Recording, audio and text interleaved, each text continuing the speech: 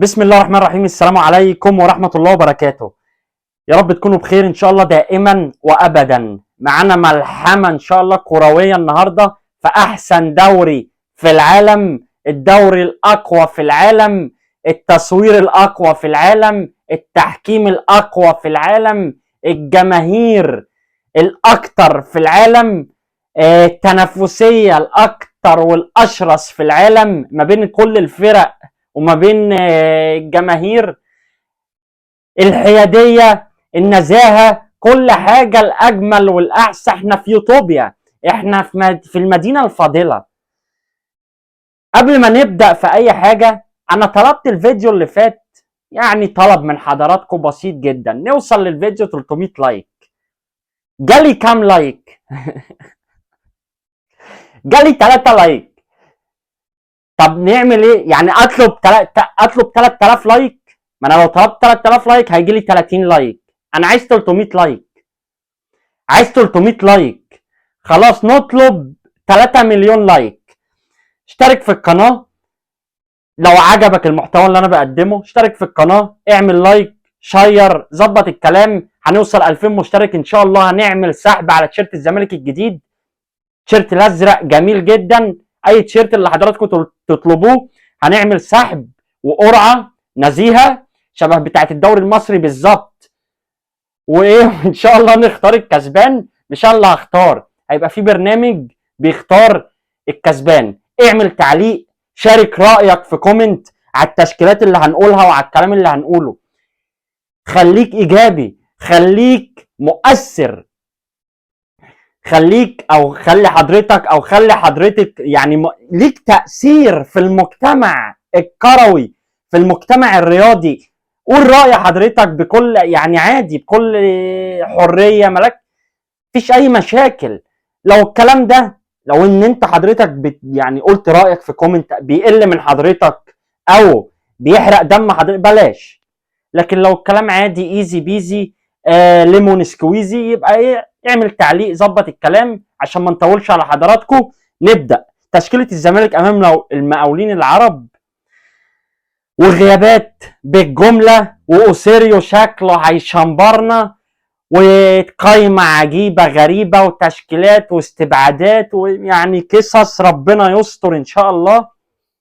معانا سيناريوهين النهارده، تشكيلتين، ما ان شاء الله نشوف كده ايه الدنيا.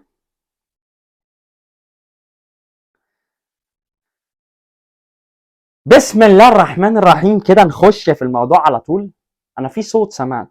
نخش في الموضوع على طول. انا اسف لو الكاميرا معوجه. حارس المرمى محمد صبحي، دي التشكيله اللي انا ولا اي زملكاوي بيتمناها، ولا اي زملكاوي يتمنى هذا المنظر. محمد صبحي حارس مرمى، الزناري قلب دفاع على الشمال، محمد عبد الغني في الوسط، محمد طارق على اليمين دفاع. على يمينهم مين؟ ابراهيم نضاي. على شمالهم مين؟ حاتم سكري. حاتم سكر وضغط وهيجيب لنا القلب وهتبقى قصه كبيره. في النص مين؟ عمرو السيسي واشرف روقه روق. قدامهم 3. على اليمين احمد السيد زازو، على شمالهم مصطفى شلبي المتألق مؤخرا، تحت مهاجم وحيد، المهاجم الاعظم في القاره الافريقيه، سيف الجزيري. دي التشكيله اللي ما اتمناش ان احنا نشوفها ان شاء الله بكره. بكره ايه؟ النهارده. ان شاء الله ما نشوفهاش، ما نشوف لا النهارده ولا بكره ولا بقى. مش عايزين نشوف التشكيله دي خالص. 3-4-3 هنبقى مصفى، مخرمه اهداف. قول رايك. طب لو عجبك التشكيله اكتب تعليق في كومنت تحت، قول موافق، قول امين، قول تمام. ربنا يستر من التشكيله والتأليفات دي كلها. في طبعا ناس بتقول انت بتعمل صبعك كده. انا صبعي مكسور، عامل فيه 3 عمليات قبل كده، يعني مش ناقصه. ربنا يستر من التشكيله دي لو حصلت. طبعا احنا كنا راقعين المقاولين 6، طبعا كابتن شوقي غريب عايز ياخد الطار، يقول لك مين اوسيريو ده انا توب، ده انا احسن مدرب مصري جه في العالم. انا لازم اكسب اوسيريو ده مش اقل من 4 في وضع الزمالك الحالي. وهتلاقيه طبعا عمال يحرض اللعيبه بتاعت المقاولين ومش عارف يعمل ايه، ومطبخينها وجايبين لنا البنا. جميله البنا والمقاولون العرب، وهنطلع بعماره ان شاء الله، ربنا يستر. هي دي التشكيله التشاؤميه. نيجي للتشكيله الواقعيه اللي كل يعني اي حد زملكاوي بيتمناها. نخش كده التشكيله الواقعيه الى حد ما. طبعا اوسيريو طلع دونجا وعمر جابر والمسلوسي بره القايمه، انا ما اعرفش ليه. 2 في نص الملعب مهمين جدا بره القايمه.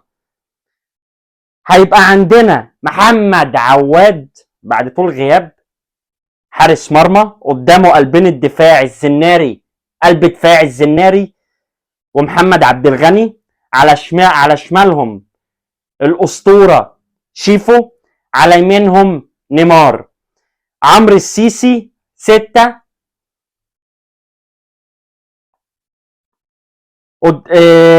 جنبه اوباما، جنبه بيسو. عايزين نشوف بيسو. طيب انت بدأت المره اللي فاتت بايشو، نشوفه بيسو، والمره الجايه نشوفه ميشو، والمره اللي بعديها نشوفه ميدو. يعني كده ايه، نشوف الاسامي الجميله دي. بيسو يعني جيد الى حد ما، عايزينه يجرب برضه ياخد مباريات. زيزو طبعا، زيزو على اليمين، ناصر منسي هجوم، على الشمال شلبي عشان رفعاته، قلنا كذا مره رفعاته دواء، وناصر منسي بيعرف ياخد الكرات الهوائيه، بيجيب الاجوان من ربع فرصه، يعني بيحاول. ريح الجزيري، ريح شويه. هي دي يعني ايه التشكيله الواقعيه من وجهه نظري. برضو عرفني راي حضرتك في تعليق، يعني ارجوك لو ما فيهاش يعني اساءه ادب مني ولا ذوق، عايزين نعرف راي حضراتكم برضو عشان نشغل دماغنا، ما انا مش هطلع اتكلم مع نفسي. إيه لو في يعني تغيير، طبعا محمود علاء طرد.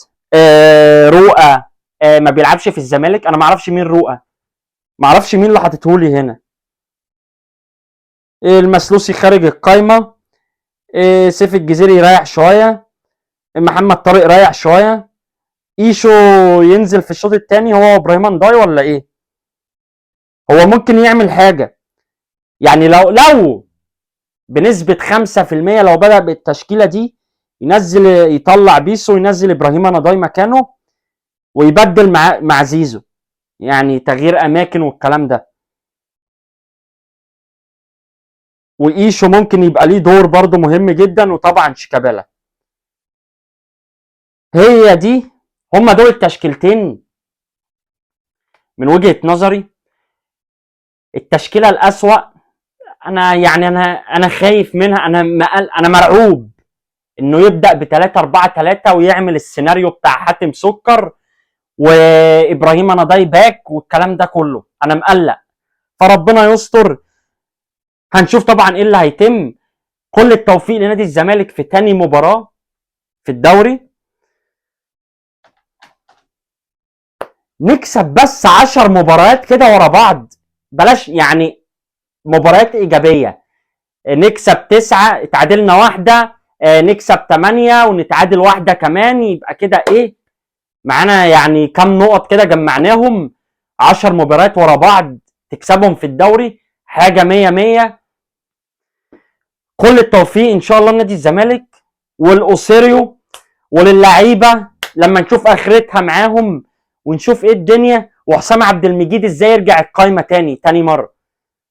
طبعا في ناس بتقل ادبها على الفيس، طلعوا شتموا وطلعوا قالوا كلام، انت بتغلط. انا كنت مقعده في الزباله هنا، بودرجه كلب مشام الزباله. حسام عبد المجيد سيدك ومش عارف مين سيدك والكلام ده كله. ايه ده يا جدعان؟ هو في لجان لحسام عبد المجيد ولا دول اراء؟ ما انا ما اعرفش ايه ده. ما علينا. اسف على الاطاله. كل التوفيق ان شاء الله نادي الزمالك. ما تنساش تعمل لايك، تكتب رايك في كومنت، وتشترك في القناه لو عجبك المحتوى. ان شاء الله هنكونوا معاكم في فيديو مهم جدا هيبقى قصير عن كابتن فاروق جعفر واللي طلع قاله مع لميس الحديدي والجزء المحذوف من الحلقه. هننزله ان شاء الله بعد الفيديو ده. كان معاكم بورتامنتو، اشوفكم على خير ان شاء الله. سلام.